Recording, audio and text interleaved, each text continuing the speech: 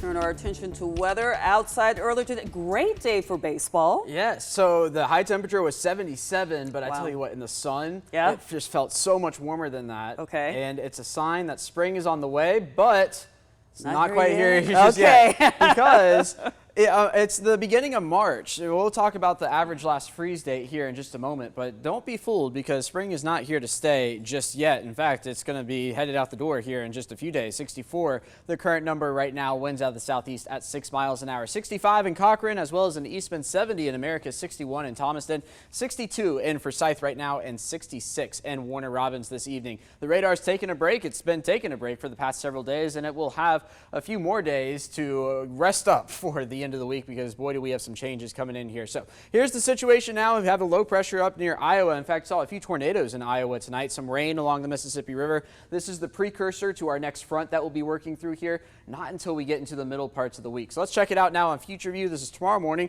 Temperatures in the upper 50s. That's very warm for this time of year. As we head into tomorrow afternoon, don't be surprised to see maybe a sprinkle or two. I really do think most everybody stays dry, but they're not impossible across the area. Then as we head into the evening hours and start next work and school week, again, starting off on a relatively warm note compared to where we should be on an average March morning.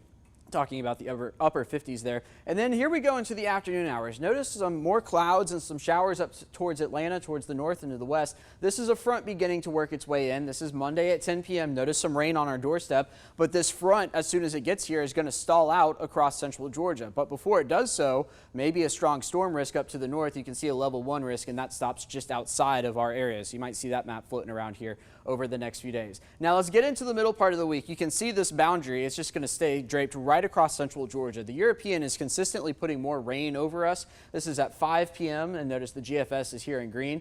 And then once we get into Wednesday, the frontal boundary tries to essentially slide on through, and I think it'll have some success in doing so. The question is how much moisture will be available for it to work with and how much instability will be available. Could we see a few strong storms into central Georgia? That's something we'll be keeping an eye on. This is Wednesday at 5 p.m. and then even as we get towards Thursday and Friday, we're still dealing with this same mess. So it looks like a soggy week ahead, and unfortunately, looks like it's going to last into the start of next weekend as well. We've got some fine tuning to do on that. You saw some disagreements there on the models, but nonetheless, a 60% chance of rain on Tuesday, a 70% chance of rain on Wednesday. And like Lori and I were just talking about, spring has not sprung just yet. March 16th is our average final freeze date. Our latest final freeze, April 20th. So don't plant anything just yet that can't withstand freezing temperatures because that's still possible across central Georgia. 57 tonight, abnormally warm. The winds will be light. Then for tomorrow, 83. The average high is 68. We'll be looking at more clouds than today. The winds will be out of the north. 7 days shapes up like this. 2 more days of 80s, and then we're back down into the 70s with the rain